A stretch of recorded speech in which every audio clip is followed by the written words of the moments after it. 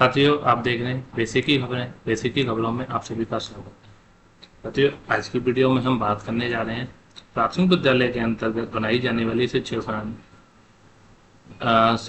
समय सारणी के बारे में। ये समय सारणी हमारी शिक्षकों की संख्या के हिसाब से चेंज होगी।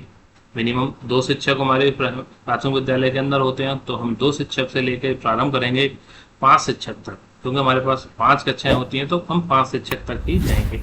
बहुत ही कम ऐसे अपवाद विद्यालय हैं जहां 5 से ज़्यादा शिक्षक होते हैं, इसलिए हम 2 से और 5 के बीच हैं, क्योंकि मेजोरिटी ऑफ स्कूल्स में यही शिक्षक होते हैं।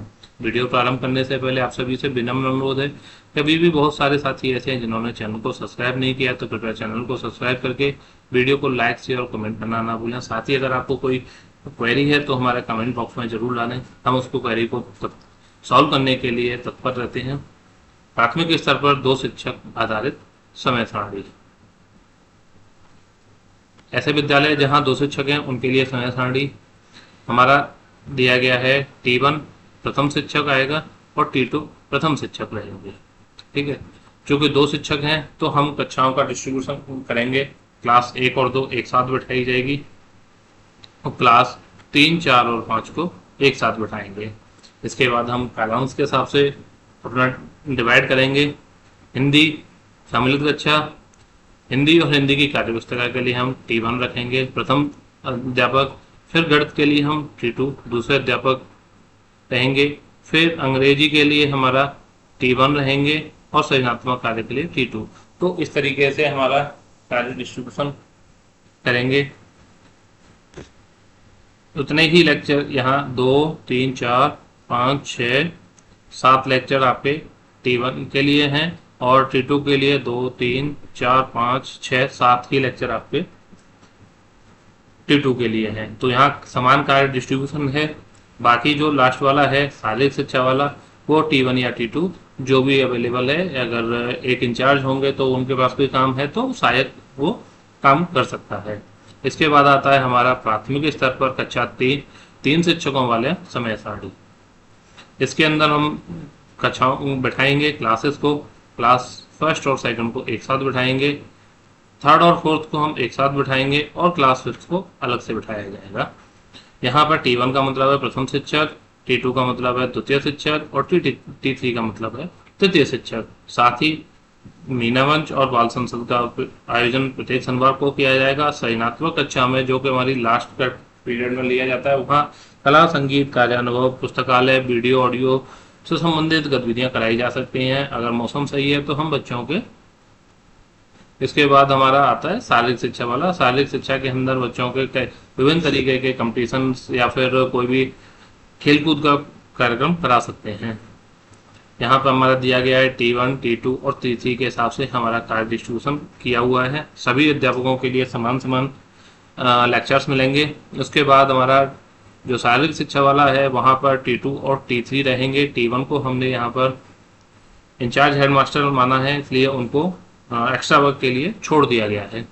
इसके बाद आता है हमारा 4 शिक्षक वाली समय सारणी। जहाँ ऐसे विद्यालय जहाँ 4 शिक्षक हैं वहाँ क्लासों को बिठाने के लिए फर्स्ट और सेकंड क्लास को हम एक साथ बिठाएंगे, क्लास थर्ड अलग, क्लास फोर्थ अलग और क्लास फिफ्थ को अलग बिठाया जाएगा।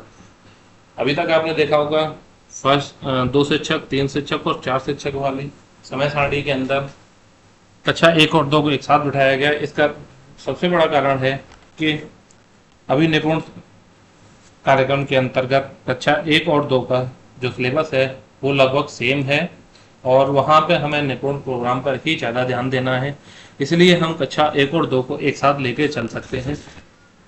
अगर हो तो ये भी अगर हम बाकी क्लासों को लेके चलेंगे तो वहाँ पे थोड़ी सी समस्या खड़ी हो सकती है, क्योंकि कक्षा 4 और 5 का सिलेबस बहुत अंतर होता है। इसलिए कक्षा 1 और 2 को सम्मिलित रखा है, कक्षा 3, 4, 5 को अलग अलग किया है।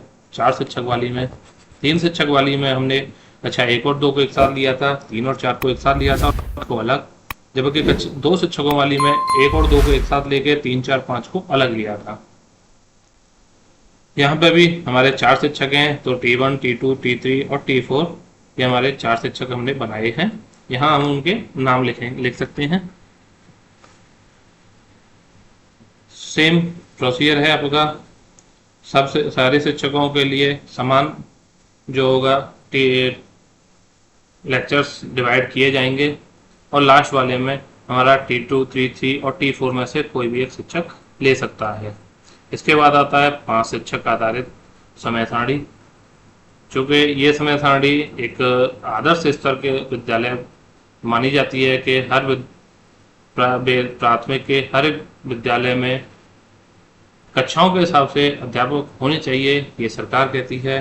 तो इसलिए इसको हम बोल सकते हैं ये आदर्श समय सारणी होनी चाहिए।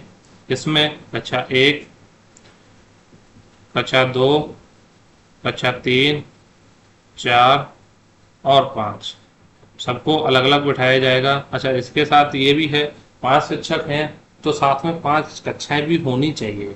ऐसा नहीं है कि अगर किसी विद्यालय में 5 शिक्षक तो 5 है लेकिन कक्ष बैठने के लिए हमारे पास कम है, तो वहाँ पे फिर थोड़ी सी समस्या आएगी।